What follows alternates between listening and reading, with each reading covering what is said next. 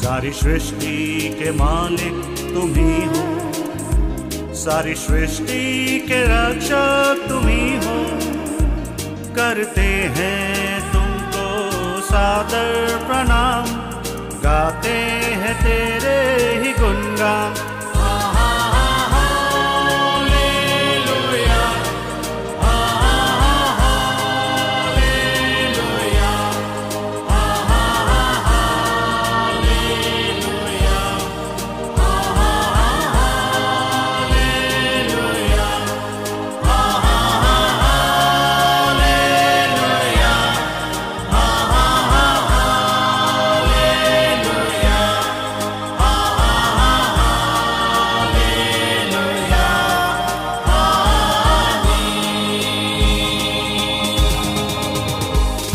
आप सुन रहे हैं सुबह संदेश morning voice.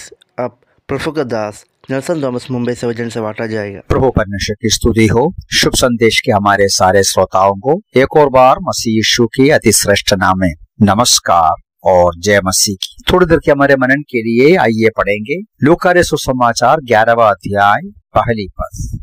Luke's gospel chapter 11 verse 1। फिर ऐसा हुआ कि वो किसी स्थान पर प्रार्थना कर रहा था। जब वो प्रार्थना कर चुका तो उसके चेलों में से एक ने उससे कहा, हे प्रभु, जैसे यूहन्ना ने अपने चेलों को प्रार्थना करना सिखाया, तू भी हमें सिखा। बहुत ही ध्यान देने वाला एक विनंती यीशु मसीह के चेलों में से एक प्रभु यीशु मसीह के सामने रखते हैं। वो ये है प्रार्थना करने सिखाना।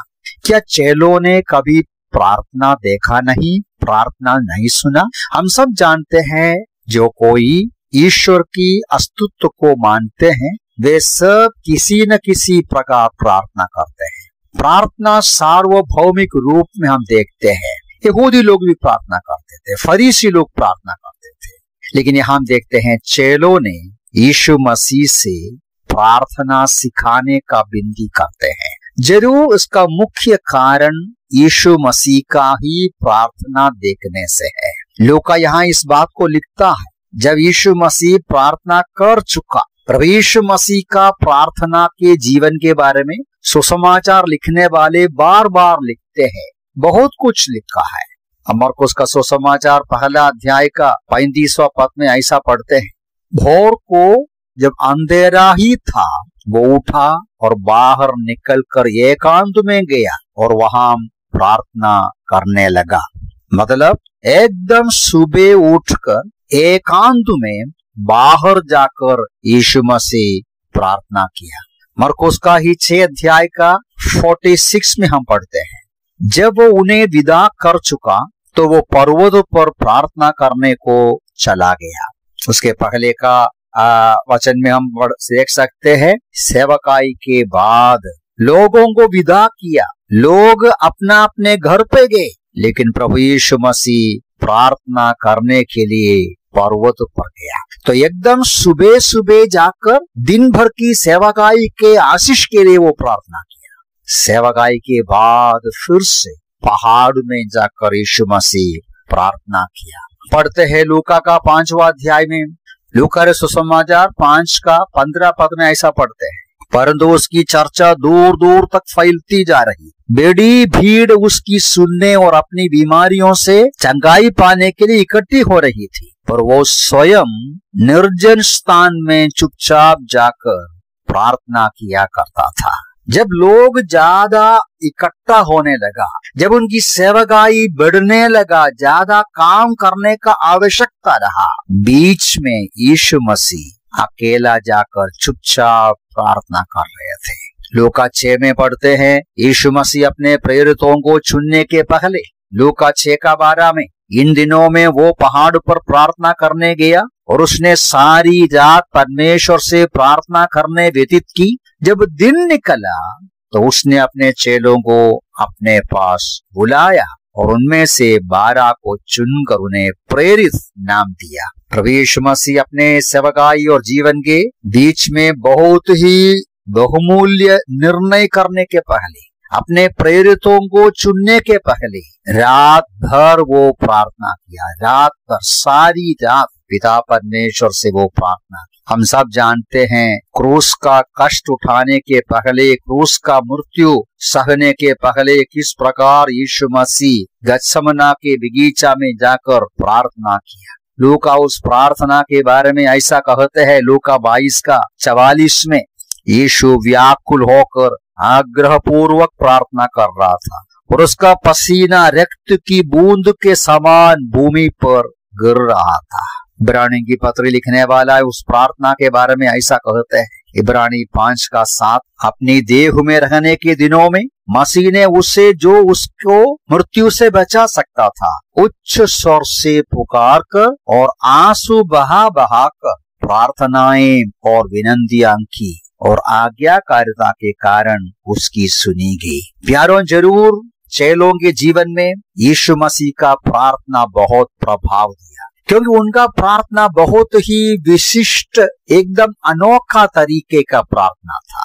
साधारण यहूदियों का, फरीसियों का प्रार्थना जैसा रास्ते में कोने में खड़े होकर लंबा प्रार्थना करके सबको अपने आप को भक्त दिखाने का प्रकार का नहीं था। प्रभु यीशु मसीह का प्रार्थना में कई विशेषताएं देख सकते हैं।